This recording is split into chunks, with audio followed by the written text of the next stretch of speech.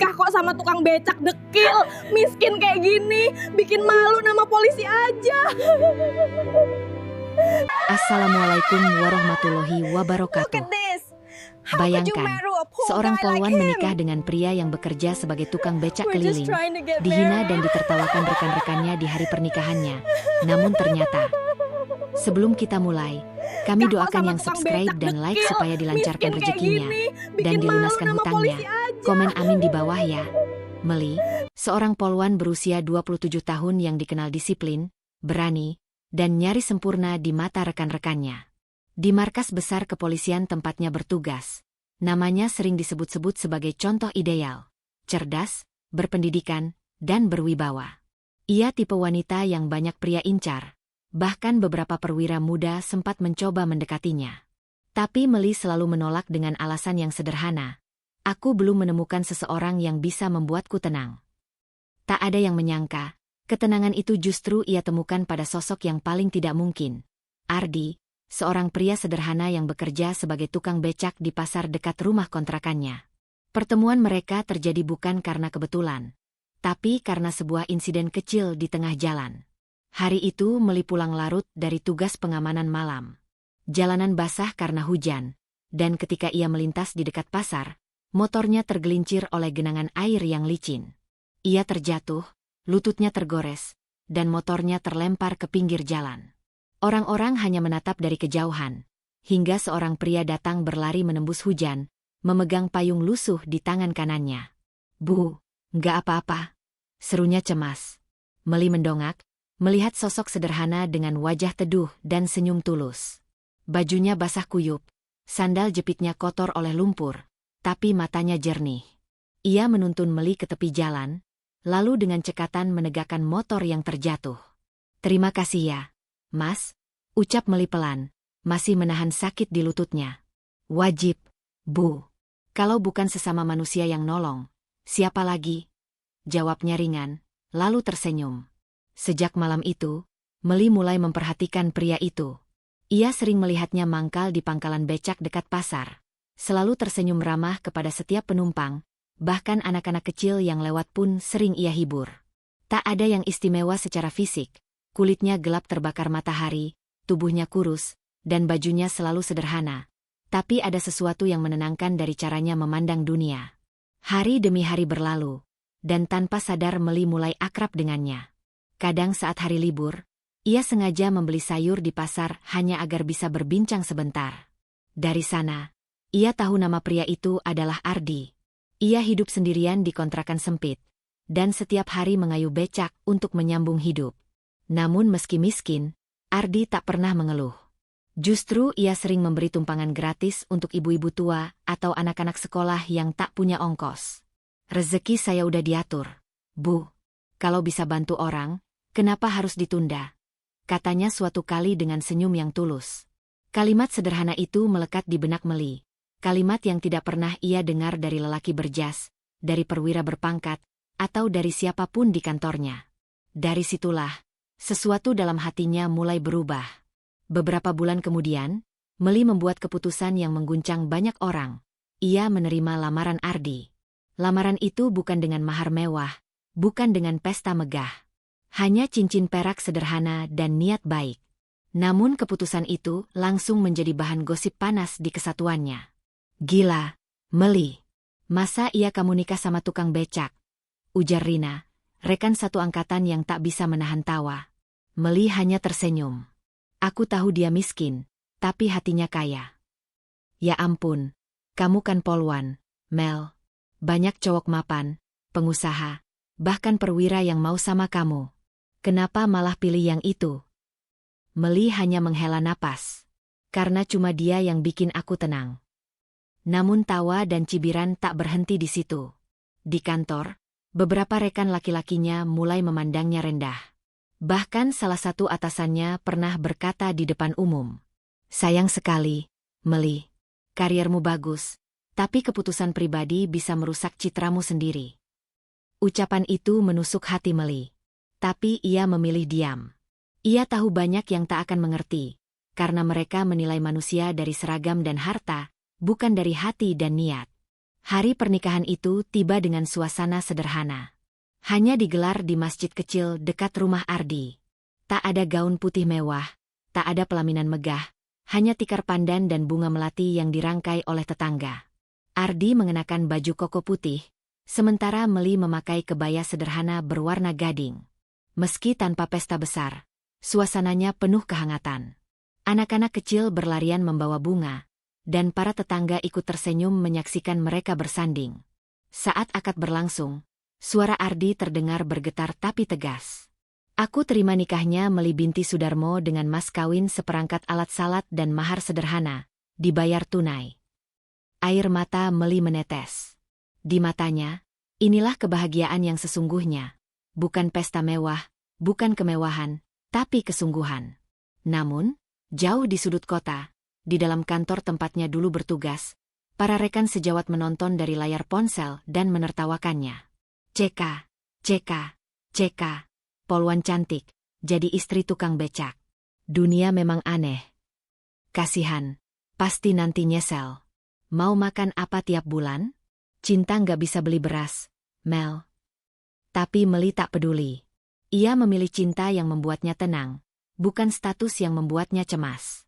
Dan di malam itu, ketika semua tamu pulang, dan hanya suara jangkrik yang tersisa di luar, Meli menatap suaminya yang sedang merapikan kursi di halaman. Ia tersenyum, lalu berkata lirih, "Mas, aku nggak peduli apa kata orang. Aku cuma ingin kita hidup dengan jujur dan bahagia." Ardi menatapnya lembut. "Terima kasih sudah percaya sama orang seperti aku, Mel." Meli menggeleng pelan. "Kamu bukan orang seperti yang mereka pikir. Aku tahu, kamu berbeda." Senyum Ardi sedikit berubah, samar, seperti menyimpan sesuatu di balik kata-kata itu. Dan malam itu, untuk pertama kalinya, Meli merasa ada misteri yang belum ia mengerti dari lelaki yang kini sah menjadi suaminya. Pagi itu, sinar matahari menyusup lembut melalui tirai jendela rumah kontrakan kecil mereka. Meli, yang kini telah resmi menjadi istri Ardi, bangun lebih awal seperti biasa. Disiplinnya sebagai polwan tak pernah luntur, bahkan setelah menikah. Ia merapikan tempat tidur, menyapu lantai semen yang dingin, dan menyiapkan sarapan sederhana, nasi goreng dengan telur ceplok dan sambal tomat buatan sendiri. Sementara itu, Ardi sudah bersiap dengan pakaian kerjanya yang sederhana, kaos polos dan celana panjang lusuh. Di luar, becaknya sudah menunggu. Catnya yang mulai pudar menjadi saksi perjuangannya selama bertahun-tahun mencari rezeki. Ia menatap istrinya sejenak, lalu tersenyum pelan. "Enggak usah masak terlalu capek, Li. Aku bisa makan di pangkalan," ujarnya lembut. Namun Meli menggeleng, sambil tersenyum penuh kasih. "Kamu kerja keras tiap hari, Mas. Masak buatmu itu bukan beban." Kehidupan mereka memang sederhana, tapi hangat. Meski banyak cibiran datang dari kanan kiri, Meli memilih tak menggubrisnya. Setiap kali ia berangkat dinas, tatapan heran bahkan ejekan masih sering terdengar di antara rekan-rekannya. "Lihat, itu Bu Ardi, istri tukang becak," celetuk salah satu poluan muda dengan tawa mengejek. "Kasihan ya, cantik, pangkatnya bagus, tapi suaminya cuma narik becak," sambung yang lain. Meli hanya tersenyum kecil, menahan perasaan yang kadang nyaris pecah. Ia belajar untuk diam, karena ia tahu, suatu hari nanti kebenaran akan berbicara sendiri. Namun, di sisi lain, ada sesuatu yang ganjil pada Ardi. Meli seringkali memperhatikan, ada hari-hari di mana suaminya pulang larut malam, dengan alasan mengantar penumpang keluar kota. Tapi anehnya, bajunya tak pernah terlalu kotor, tangannya pun bersih. Bahkan, sesekali ia melihat Ardi memegang ponsel mahal yang tak pernah ia kenali. "Mas, itu ponsel siapa?" tanya Meli suatu malam, curiga. Ardi tersenyum tipis. "Pinjaman teman, Li. Ada urusan sebentar." Namun cara Ardi menjawab, datar, tenang, tapi matanya menyimpan sesuatu. Hari demi hari berjalan, dan rasa penasaran Meli makin besar. Ia tahu Ardi bukan tipe pria pembohong, tapi ada sisi misterius darinya yang belum pernah terbuka. Kadang, Meli mendengar Ardi berbicara dengan seseorang lewat telepon, menggunakan bahasa yang sopan dan kalimat-kalimat yang terdengar, seperti orang berpendidikan tinggi. Ya, Saya pastikan laporan minggu depan selesai. Tidak perlu panik, semuanya masih dalam kendali. Kata-kata itu terlalu rapi untuk seorang tukang becak biasa. Suatu malam, ketika Ardi sedang mandi, ponsel itu berbunyi di meja. Rasa penasaran Meli tak bisa dibendung. Ia melihat layar ponsel, terpampang nama, Pak Dirjen, Kantor Pusat. Meli membeku. Dirjen? Kantor Pusat? Kantor apa? Ia tak sempat berpikir panjang karena suara air dari kamar mandi berhenti. Bergegas ia letakkan ponsel itu kembali, berpura-pura tak terjadi apa-apa. Tapi dadanya berdebar tak karuan. Keesokan harinya, di kantor, Meli tak bisa fokus. Ia terus memikirkan siapa sebenarnya Ardi. Ia mencoba mencari-cari nama, Ardi, di basis data internal kepolisian, tapi hasilnya nihil. Seolah nama itu tak punya catatan apapun. Namun di sisi lain, rekan-rekannya semakin menjadi-jadi. Dengar-dengar, suaminya itu numpang hidup sama dia, ujar salah satu senior sinis. Kalau aku jadi dia, mending cerai aja. Masa Polwan punya suami tukang becak? Malu atuh. Meli menunduk. Ia menahan air mata, tapi di dalam hatinya ia bergumam lirih. Mereka tak tahu siapa sebenarnya suamiku. Suatu sore, Meli pulang lebih awal. Tapi sesampainya di rumah, ia melihat sesuatu yang membuatnya tertegun. Di depan rumah, becak Ardi tak ada. Sebaliknya, yang terparkir justru mobil hitam mewah berpelat resmi. Dari dalam rumah terdengar suara beberapa pria berbicara serius. Meli menahan langkah, lalu mengintip lewat celah jendela. 3 pria berseragam dinas sipil duduk di ruang tamu. Di hadapan mereka, Ardi berbicara dengan nada tegas, penuh wibawa. Sama sekali berbeda dengan suaranya yang lembut di rumah. Laporan minggu ini harus sampai ke kementerian. Jangan ada yang bocor. Urusan dana cadangan, saya sendiri yang akan koordinasikan. Salah satu pria menjawab, baik, Pak Ardi. Kami tunggu instruksi lebih lanjut. Pak Ardi? Meli nyaris menjatuhkan gelas di tangannya. Suaminya dipanggil, Pak? Bukan, Mas. Bukan, Bang. Tapi, Pak, dengan nada hormat yang hanya dipakai bawahan kepada atasan. Beberapa saat kemudian, 3 pria itu keluar, memberi hormat pada Ardi sebelum masuk ke mobil dan pergi. Meli masih terdiam di depan pintu, jantungnya berdetak cepat. Ketika Ardi melihatnya, ia tersenyum seolah tak terjadi apa-apa. Kamu sudah pulang, Li? Katanya ringan. Meli menatapnya lama. Mas, siapa kamu sebenarnya? Ardi hanya diam sejenak, menatap istrinya dengan pandangan dalam. Belum saatnya kamu tahu, Li, jawabnya perlahan. Tapi satu hal yang harus kamu percaya. Aku menikahimu bukan untuk berpura-pura. Aku menikahimu karena cinta. Hari itu, suasana di Polres Kota Banyu Arum begitu ramai. Udara pagi yang biasanya diisi dengan obrolan ringan dan tawa, kini berubah tegang. Semua orang berbisik-bisik, saling bertukar pandang dengan ekspresi penuh tanda tanya.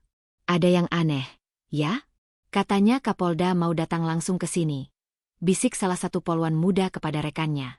Iya, aku juga dengar begitu. Tapi katanya bukan urusan internal.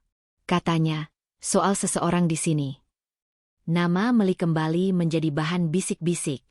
Sejak pernikahannya dengan Ardi, setiap langkahnya di kantor seolah diawasi. Namun hari itu, ia benar-benar tak tahu apa yang tengah terjadi. Begitu memasuki ruangan, semua mata tertuju padanya. Ada yang berbisik, ada yang hanya memandangi dengan senyum penuh sindiran. Pagi, Komandan, sapa Meli sopan pada atasannya. Namun sang komandan, AKP Rianto, justru menatapnya dengan pandangan aneh. Meli, kamu tahu nggak, hari ini ada tamu penting dari Jakarta yang mau ketemu kamu. Meli mengernyit, saya, Komandan? Untuk apa? Rianto menghela napas, lalu hanya menjawab pelan, kamu nanti lihat sendiri. Tak lama kemudian, suara sirene mobil pengawal terdengar di halaman.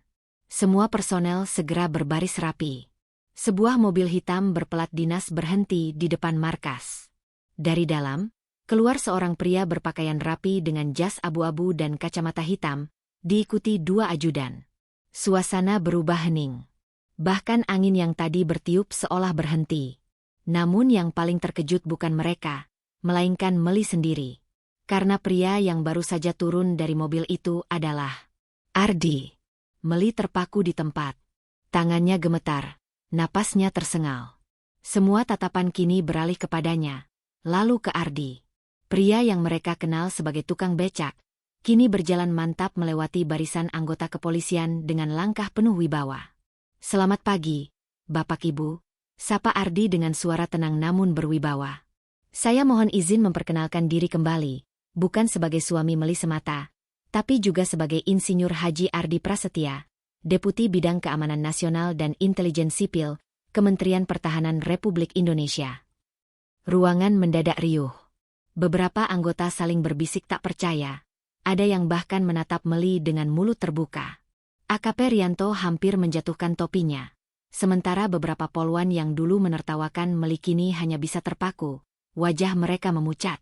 Ardi melanjutkan, "Selama beberapa bulan terakhir, saya menyamar sebagai rakyat biasa untuk menjalankan misi pemantauan integritas aparat di daerah, termasuk di wilayah ini." Ia menatap sekeliling dengan pandangan tajam, lalu menambahkan, "Dan sayangnya, hasilnya tidak semuanya baik." Beberapa wajah langsung berubah tegang. Ardi menatap langsung ke arah seorang perwira yang sering mencibir Meli, Ibtu Rendra. "Saudara Rendra," ucapnya tenang, "laporan penyalahgunaan anggaran operasional, penyimpangan dana BBM, dan penyebaran fitnah terhadap rekan sendiri, semua sudah saya terima." Rendra terdiam. Keringat dingin mengucur di pelipisnya. "Mulai hari ini, Anda nonaktif sementara untuk pemeriksaan lebih lanjut." Suasana seketika membeku.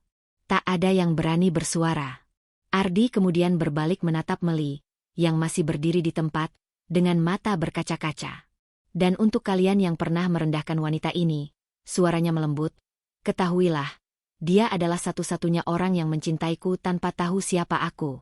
Tanpa pangkat, tanpa gelar, tanpa harta." Meli menggigit bibirnya, menahan air mata yang mulai jatuh. Semua orang kini menunduk malu. Mereka teringat semua ejekan dan cibiran yang dulu mereka lontarkan. Kata-kata, istri tukang becak, kini seperti pisau yang berbalik menusuk dada mereka sendiri.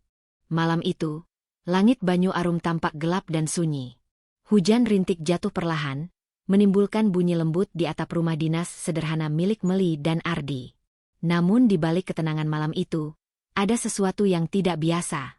Seekor anjing tetangga menyalak tanpa henti.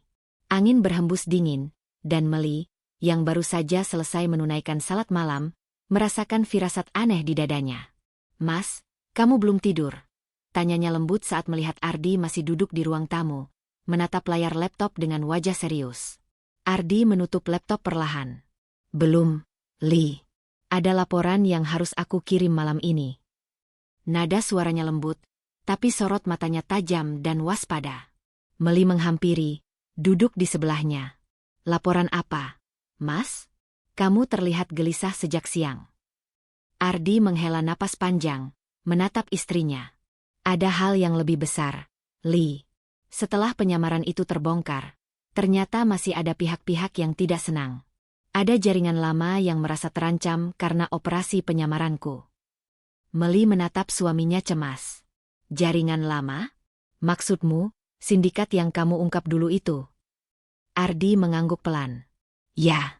Mereka tahu aku yang menyeret beberapa pejabat korup dan oknum aparat ke penjara. Sekarang, mereka sedang mencariku." Meli terdiam. Ia seorang polisi, terbiasa menghadapi ancaman, tapi kali ini berbeda. Ancaman itu ditujukan kepada orang yang paling ia cintai. "Kamu sudah lapor ke pusat?" "Sudah," jawab Ardi. "Tapi aku minta agar mereka jangan melibatkan kamu. Aku nggak mau kamu terluka karena urusanku." Meli menggenggam tangan suaminya erat. "Mas, aku ini polisi. Aku tahu risiko pekerjaan. Tapi kamu suamiku. Aku nggak akan tinggal diam kalau nyawamu terancam." Ardi tersenyum tipis. "Aku tahu. Justru itu yang aku takutkan, Li. Kadang, cinta bisa membuat kita lupa membedakan mana perasaan, mana kewajiban." Malam itu mereka berdua terdiam cukup lama. hanya suara hujan yang mengisi ruang tamu. Namun ketenangan itu tak berlangsung lama. Tepat pukul 2 dini hari, terdengar suara ledakan kecil di luar rumah. Lampu sempat padam beberapa detik, lalu nyala kembali. Meli spontan meraih pistol dinasnya, sementara Ardi mengambil tas kecil berisi dokumen penting. Masuk ke kamar, Lee. Kunci pintunya. Perintah Ardi cepat. Tapi, Mas. Cepat. Meli menahan napas. Ia mengintip dari balik jendela. Samar-samar terlihat dua bayangan bergerak di taman depan rumah. Satu dari mereka memegang sesuatu seperti botol molotov. Tanpa berpikir panjang, Meli membuka pintu perlahan, lalu melangkah keluar diam-diam. Ia menempel di dinding, menunggu saat yang tepat.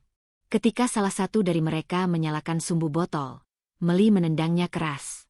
"Polisi! Jangan bergerak!" teriaknya sambil mengarahkan pistol. Namun satu pelaku lainnya langsung kabur, menembakkan sesuatu ke arah rumah. Ardi menarik Meli ke dalam, menutup pintu keras-keras. Bunyi kaca pecah terdengar bersamaan dengan ledakan kecil dari halaman belakang. Beberapa menit kemudian, suara sirene mobil patroli meraung di kejauhan. Petugas datang, mengamankan lokasi, dan menangkap satu pelaku. Saat diperiksa, pria itu mengaku disuruh oleh seseorang dari kota lain. Seseorang yang ingin membungkam Ardi Prasetya selamanya. Keesokan harinya, berita itu tersebar luas. Rumah pejabat Kemenhan diserang, diduga terkait kasus lama. Meli dipanggil ke kantor untuk dimintai keterangan, tapi kali ini posisinya rumit. Ia bukan sekadar saksi atau korban, melainkan anggota aktif Polri yang juga istri pejabat negara. Di ruang interogasi, Meli duduk di hadapan Kompol Wira, atasannya. "Meli," ucapnya serius, "kami dapat perintah dari Mabes untuk menempatkan kamu dalam pengawasan khusus. Kasus ini sensitif." "Pengawasan khusus? Maksudnya saya dibatasi bergerak?" "Ya. Dan suamimu juga harus dikawal ketat. Tapi ingat, kamu tidak boleh terlibat langsung. Ini bukan lagi urusanmu sebagai istri, tapi urusan negara." Meli menunduk. Hatinya bergejolak. Ia tahu itu prosedur. Tapi naluri seorang istri membuatnya sulit diam. Bagaimana mungkin ia tinggal di rumah dengan tenang, sementara Ardi hidup di bawah ancaman? Malamnya, Meli duduk di beranda, menatap bintang. Ardi menghampirinya, mengenakan pakaian santai namun tetap membawa aura kehati-hatian. "Kamu nggak tenang, ya?" tanyanya. Meli menggeleng pelan. "Aku cuma nggak suka dilarang. Aku ini polisi, Mas. Aku dilatih untuk melindungi, bukan bersembunyi." Ardi duduk di sampingnya, lalu berkata lirih, "Kadang melindungi juga berarti tahu kapan harus menahan diri. Kamu tahu, Li, aku bisa kehilangan jabatan, bahkan nyawa. Tapi yang paling aku takutkan, kehilangan kamu." Kata-kata itu membuat Meli terdiam. Ia memejamkan mata, membiarkan air matanya jatuh. "Mas, aku cuma ingin kamu aman." Ardi tersenyum tipis. "Kita berdua akan aman. Karena aku tahu, kamu bukan hanya polwan berani. Kamu juga hatiku yang paling kuat." Namun di balik ketenangan itu, seseorang diam-diam mengawasi mereka dari kejauhan, di dalam mobil hitam tanpa plat nomor. Dari balik kaca gelap, sosok itu menyalakan rokok dan berkata pelan, "Kalau cinta membuatmu lemah, maka malam berikutnya akan jadi pelajaran yang menyakitkan." Asap rokok mengepul di udara malam, menjadi pertanda bahwa badai besar belum berakhir.